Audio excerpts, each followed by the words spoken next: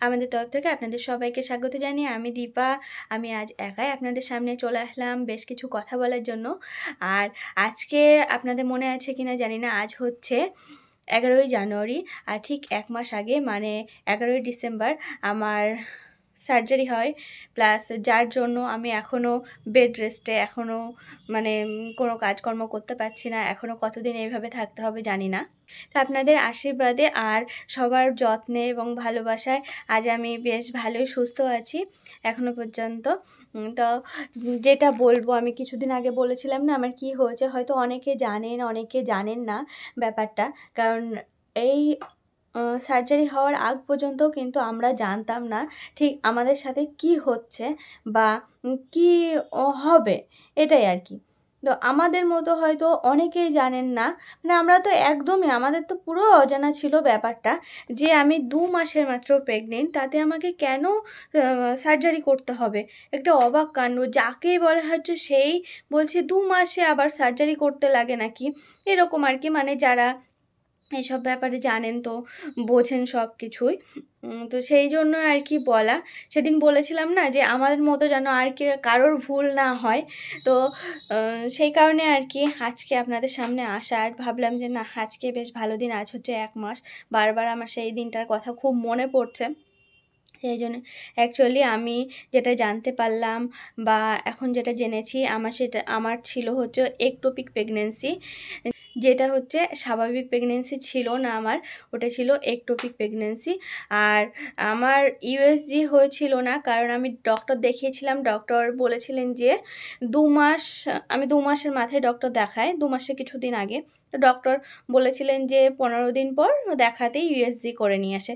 আমি ঠিক আছে 15 দিন পর দেখাবো। আমি যেদিন অসুস্থ হলাম তার কয়েকদিন পরে ডক্টর দেখানোর ডেট ছিল। আমার যেদিন প্রথম পেট ব্যথা শুরু হয়, পেটে যেদিন পেন শুরু হয়, সেদিন হচ্ছে আমার ইউএসজি করার ডেট ছিল, ওটা মিস হলো। মাঝের দিন আমি করতে পারলাম না, কারণ পেটে সাংঘাতিক ব্যথা ছিল বলে, আর বেশ অনেকটা যেতে হবে কৃষ্ণনগর, যাওয়া হলো না। তারপরের দিন আবার ডেট ছিল, মানে যেদিন আমার ওরকম ঘটনা ঘটে ইউএসজি করার ডেট ছিল, তো সেদিনও করতে পারলাম না, মানে করার তো সুযোগই হয়নি, তার আগেই তো ঘটনা ঘটে গেল। তো আর সেরকম আর কিছু আমার বলার নেই। আমার প্রেগনেন্সিটা ছিল একটোপিক প্রেগনেন্সি। আর এটা ঠিক কী টাইপের প্রেগনেন্সি হয়তো অনেকে জানেন, আবার অনেকে জানেনও না। তা ওই যে বারবার করে বলছি, এটা স্বাভাবিক প্রেগনেন্সি ছিল নয়, মানে ছিল না। যাদেরই হয় তাদেরই আমার মতো হয়তো কন্ডিশন হয়, মানে যা শোনা যাচ্ছে এখন, যা জানতে পেরেছি। আমি তো এখনও ডক্টর দেখাইনি, ডক্টর দেখাবো আর 2-4 দিনের মধ্যে হয়তো ডক্টর দেখাবো। যোগাযোগ চলছে, দেখা যাক কবে ডেট পড়ে ডক্টর দেখানো, সেই অনুযায়ী ডক্টরটা দেখাবো।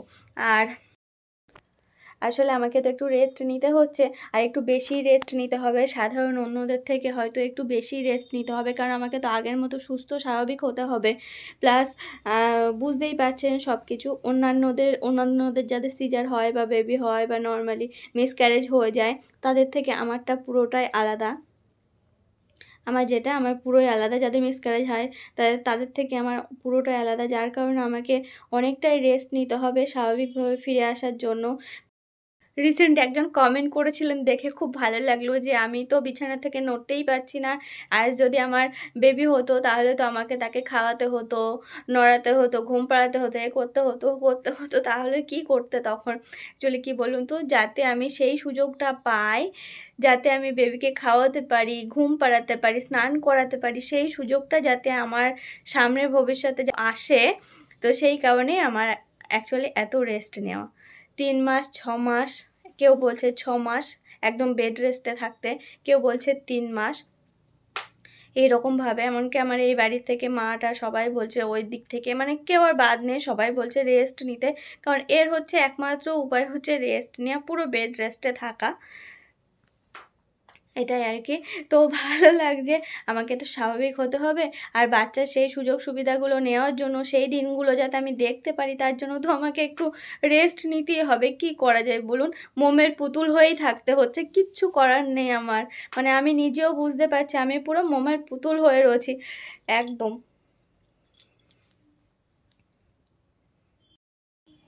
আর আমার সাথে যেটা ঘটেছিল, একটোপিক প্রেগনেন্সি হওয়ায় আমি যেহেতু বাথরুমে পড়ে গেছিলাম সেদিন সেন্সলেস হয়ে, তো আমার হচ্ছে টিউবটা ফেটে গেছিলো, ব্লাস্ট হয়েছিল।